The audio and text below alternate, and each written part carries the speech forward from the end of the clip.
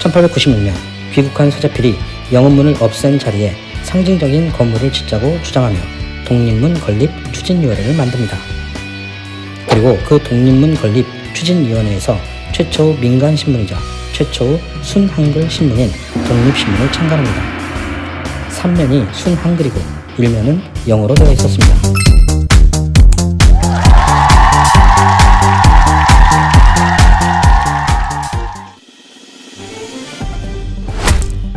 시모노세키 조약. 구식군대의 난을 막기 위해 조선이 청나라의 도움을 요청하여 마무리한 1882년 이모군란. 그 후 청나라의 간섭에서 벗어나 일본의 도움으로 서양식 근대화를 위해 정변을 일으켰으나 청나라 군대가 일본군을 밀어내며 3일 만에 막을 내린 1884년 갑신정변. 갑신정변을 일으켰던 급진 개화파의 인물들은 김옥균, 박영효, 서광범 그리고 서재필이었습니다. 이들은 모두 일본으로 망명을 떠나게 됩니다. 후에 서재필은 미국으로 갑니다. 이모군란, 갑신정변 두 사건으로 인해 조선에서 청나라의 간섭은 강력해지고 일본의 영향력은 땅에 떨어집니다. 구독! 10년의 세월이 흐르고 1894년 동학 농민혁명이 일어나자 청나라와 일본은 이것을 핑계로 군대를 파병한 후 청일전쟁을 일으킵니다. 청일전쟁에서 일본이 승리하고 청나라 이홍장과 이토 히로부미가 시모노세키에서 만나 조약을 맺습니다. 이 조약을 시모노세키 조약이라고 부릅니다. 그런데 이 시모노세키 조약의 첫 번째가 문제였습니다. 청은 조선이 완결무결한 자주 독립국임을 확인하며 일본과 대등한 국가임을 인정한다. 일본이 조선의 독립을 도와준 문장처럼 보이지만 사실 이제 일본 마음대로 조선을 집어삼킬 수 있는 발판이 된 것입니다. 영은문. 태종 이방원은 명나라에 대한 존경을 표하기 위해 명나라 사신이 오는 한양 서쪽 길목에 모화루를 짓고 그 옆에 영은문을 세웁니다. 세월이 흘러 명나라가 멸망하고 청나라가 들어선 후 이 영은문을 통해 청나라 사신들도 드나들게 됩니다. 구한말 청나라 사대에 반대하던 사람들을 개화파라고 합니다. 청나라에 대항하기 위해 개화파는 일본과 손을 잡습니다.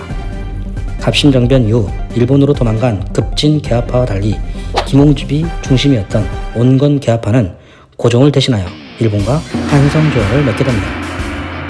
갑신정변 당시 일본 공사관이 불타는 피해를 입었다고 주장하며 조선과 일본이 맺은 조약이 한성조약입니다. 1895년 결국 김홍집은 청나라 4대의 상징이었던 영은문을 없애버립니다. 그리고 김홍집은 급진 개화파를 다시 불러들여 권력을 나눠 갖게 됩니다. 이때 미국에 있던 서재필도 귀국하여 새로운 일을 시작합니다.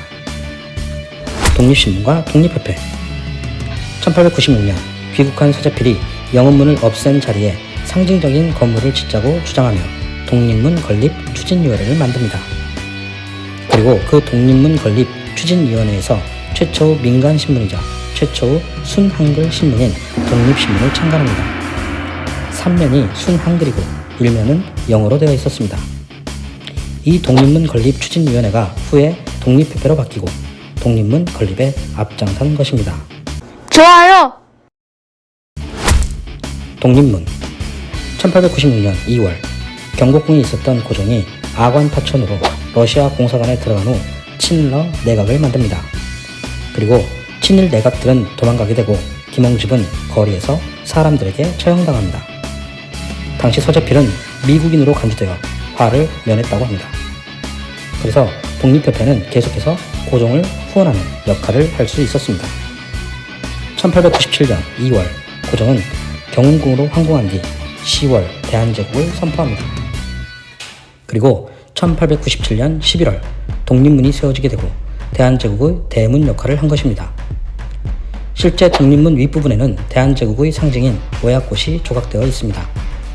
여기서 오얏나무란 자두나무를 뜻합니다. 전주 이시의 한문이 오얏나무 이입니다.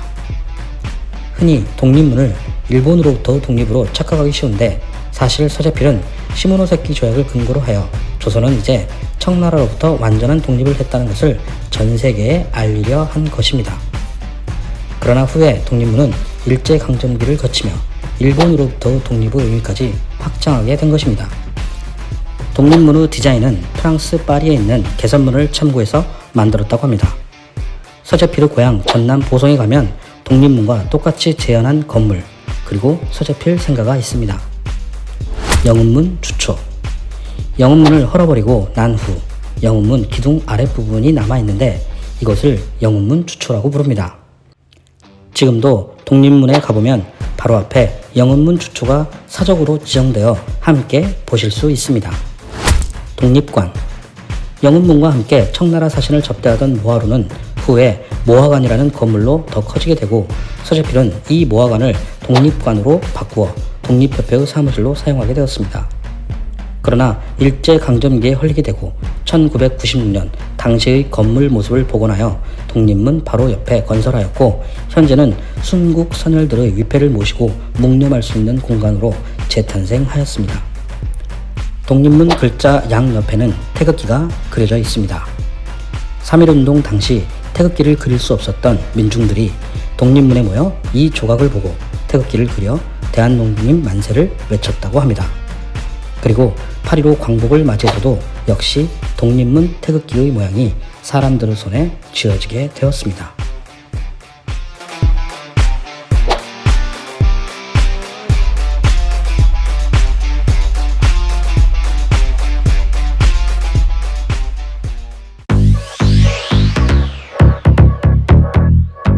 아들 세술 등 목매달 아빠 TV입니다. 오늘 내용이 유익했다면 좋아요, 구독, 알림 설정 부탁드립니다.